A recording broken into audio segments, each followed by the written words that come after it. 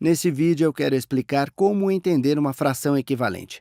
Assim, se a gente multiplica o numerador e o denominador da fração pelo mesmo número, temos uma fração equivalente.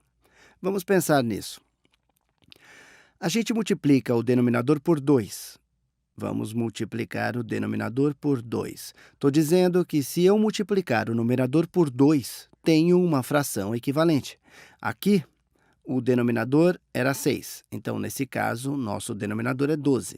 Se aqui o numerador é 4, para ficar com 8, a gente precisa multiplicar por 2 de novo. Estou dizendo que 8 dozeavos é uma fração equivalente a 4 sextos. Para visualizar isso, vou redesenhar o inteiro. Mas, em vez de 6 partes iguais, agora temos 12 partes iguais. Daí é só dividir cada um dos 6 quadrados por 2. Isso significa multiplicar por 2. Agora tem o dobro de partes iguais. Tem o dobro de partes iguais. 1, 2, 3, 4, 5, 6, 7, 8, 9, 10, 11, 12. Quantas estão pintadas de amarelo? 1, 2, 3, 4, 5, 6, 7, 8. 8 dozeavos. Sem mágica.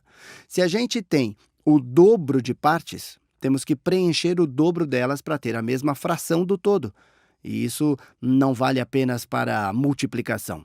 Se dividir o numerador e o denominador pela mesma quantidade, vamos ter uma fração equivalente. Então, o que aconteceria se eu dividisse por 2? Se dividir por 2, deixa eu dividir por 2, tenho a metade do número de partes iguais. Vou ter apenas 3 partes iguais. Estou falando que se fizer o mesmo no numerador, isso representa a mesma fração. 4 dividido por 2 dá 2.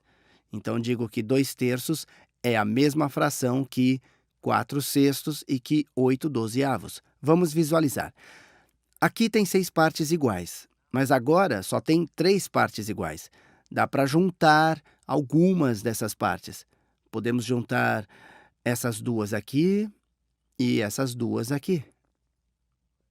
E juntar essas duas aqui. Nosso inteiro continua o mesmo, mas agora só tem 3 partes iguais e 2 delas estão preenchidas. Todas essas são frações equivalentes. O grande lance é que comece com uma fração. Se multiplicar o numerador e o denominador pela mesma quantidade, terá uma fração equivalente. Se dividir o numerador e o denominador pela mesma quantidade, também terá uma fração equivalente. Agora que a gente sabe isso, vamos encarar um problema de frações equivalentes. Se alguém te disser, eu tenho 5 sobre 25 e quero representar isso como um valor. Vamos chamar de valor t. T sobre 100. Qual será o valor de t para que essas frações sejam equivalentes? Dá para ver aqui no denominador que para ir de 25 para 100 é preciso multiplicar por 4. Se quer ter uma fração equivalente, tem que multiplicar o numerador por 4 também. Então, t será igual a 20. t é igual a 20. 5 sobre 25 é a mesma coisa que 20 sobre 100. 20 sobre 100. Mas e se alguém diz que 5 sobre 25 é equivalente a 1 sobre uma interrogação? Tadã! Mas para que o numerador passe de 5 para 1, a gente tem que dividir por 5. Temos que dividir por 5 para ir de 5 a 1. Da mesma forma, a gente tem que dividir o denominador por 5.